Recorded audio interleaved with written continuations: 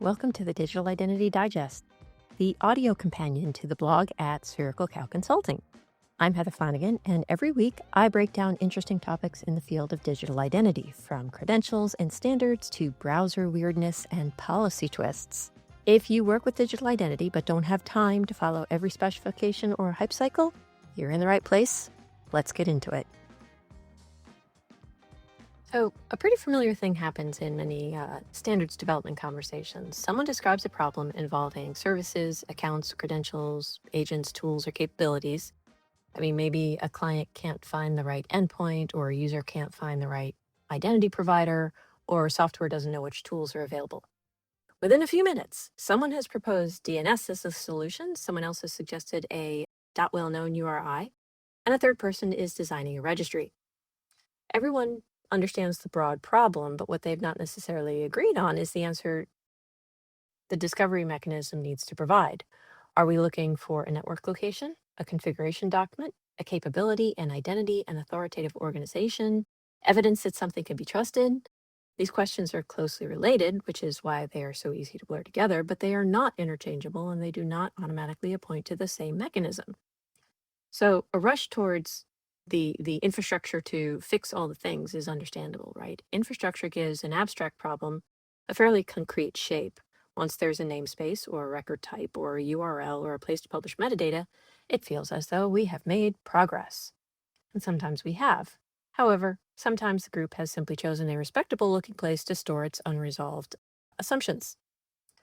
So this whole series on discovery began with the argument that discovery is bigger than search, right?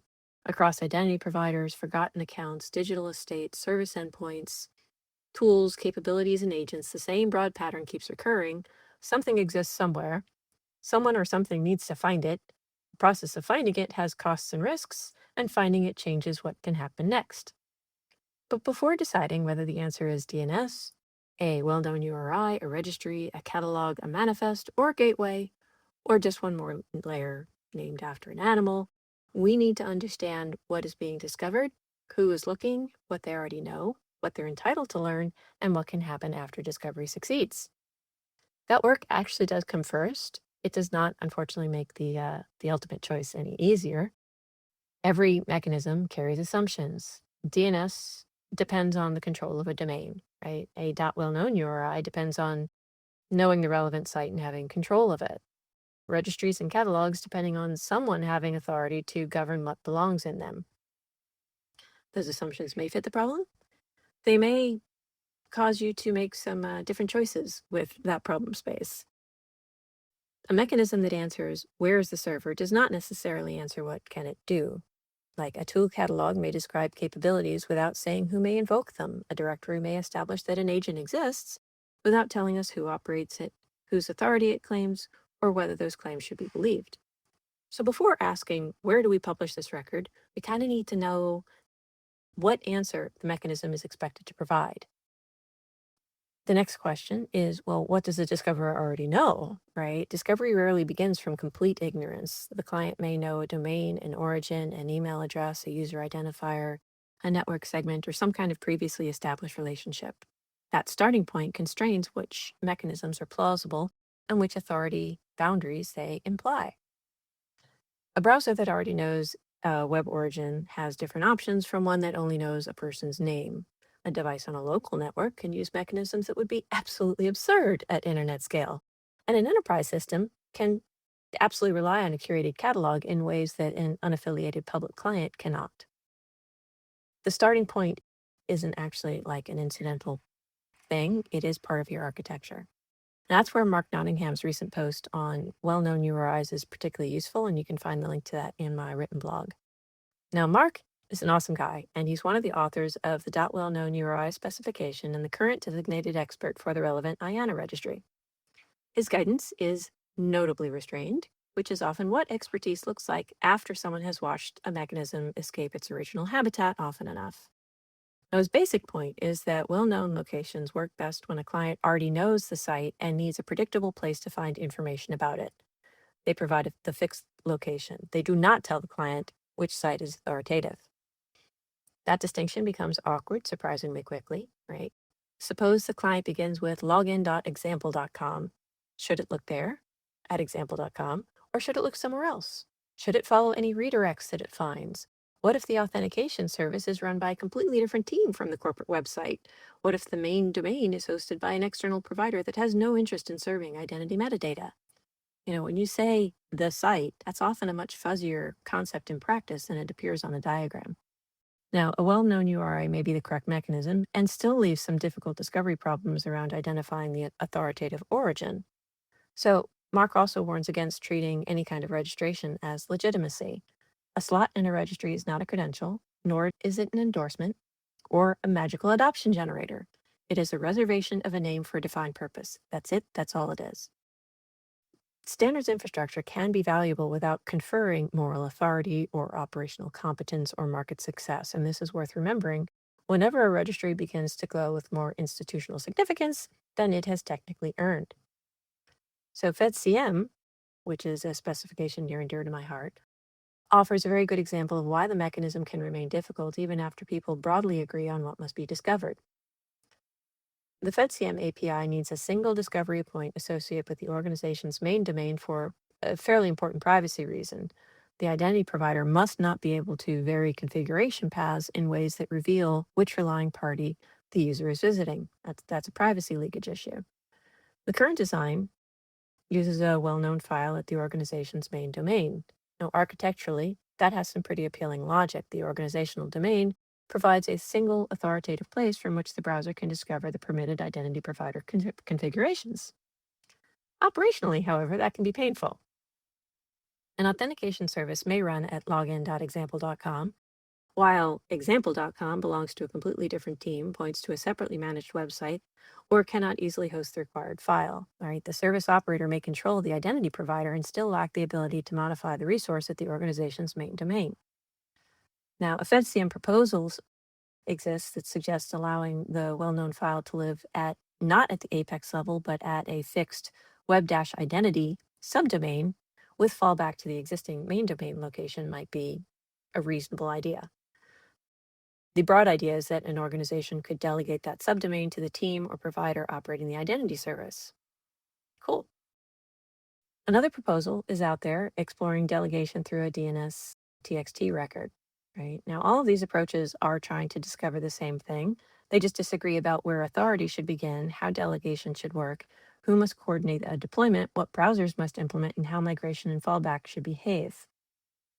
The main domain model keeps the authority story relatively simple, but it can make deployment difficult.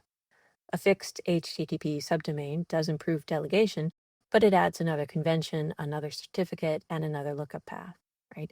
A DNS-based delegation mechanism expresses the handoff differently, but it introduces its own operational and architectural questions. So it is a difficult enough question that this group of very smart people working on FedCM have turned to the W3C Technical Architecture Group for architecture guidance, and that discussion remains open.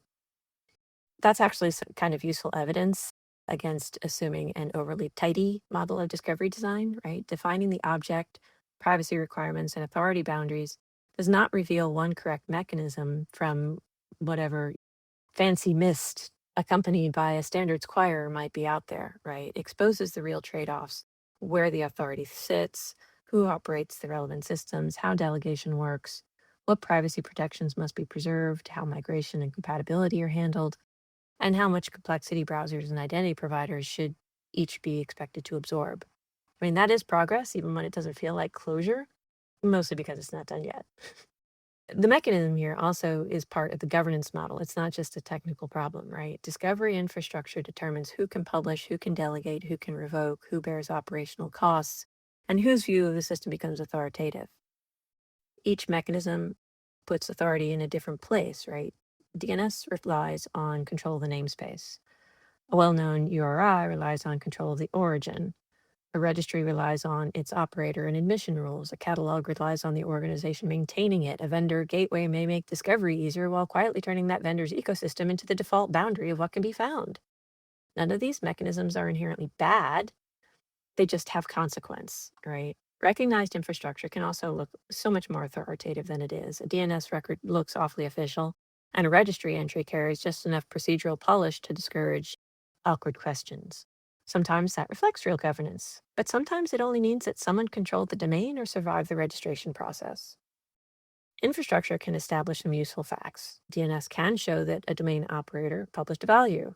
A signature can show that a key signed a statement. A registry can show that a registry was admitted under particular rules. Infrastructure cannot decide whether the service is appropriate for this user, whether the signer had the relevant authority, whether the information is still correct or current, or whether the requester should be allowed to act on it. Those are governance and policy questions, and moving them into a protocol field does not make them disappear, it just kind of makes them a little bit easier to overlook. Another reason mechanism debate stays difficult is that the discovery is often treated as though it was one lookup.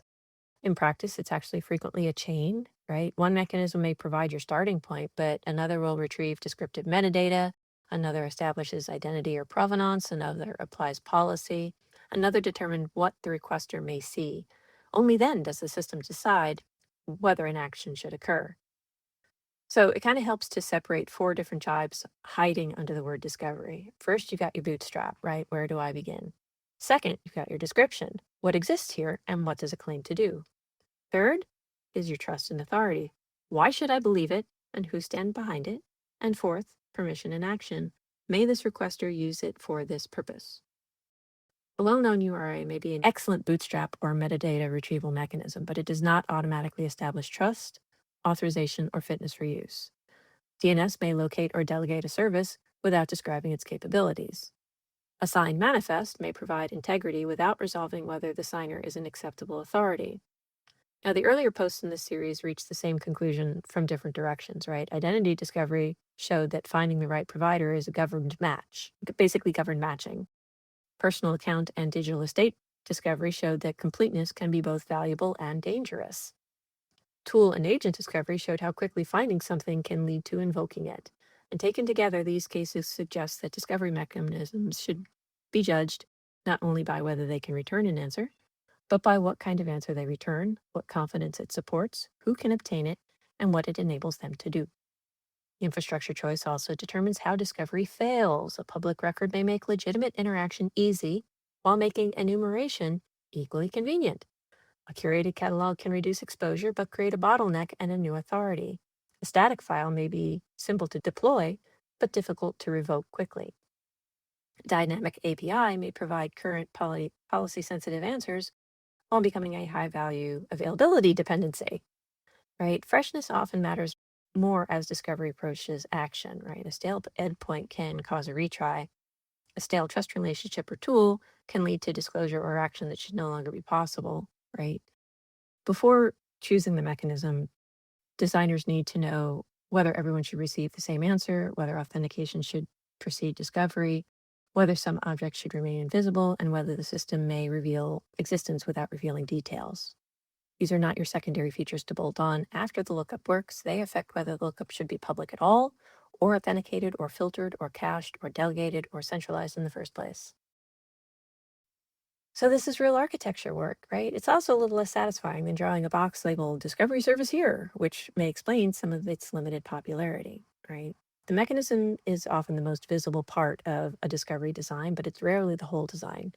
By the time a system is ready for DNS, or a well-known URI, or a registry, or a catalog, or a manifest, many of its hardest decisions should have already been made.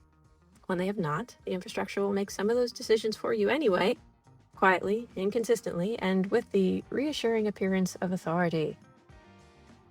So think about your discovery before you think about your infrastructure. Just remember, it's not going to end there. Thanks for your time. Hope you enjoyed this series.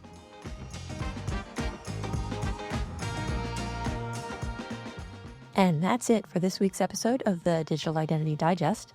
If it helps make things a little clearer, or at least a little more interesting, share it with a friend or colleague and connect with me on LinkedIn at HL Flanagan. And if you enjoyed the show, do be sure to subscribe and leave me a rating and review on Apple Podcasts or wherever you listen to podcasts. You can also find the written full post at sphericalcowconsulting.com. Now stay curious, stay engaged, and let's get these conversations going.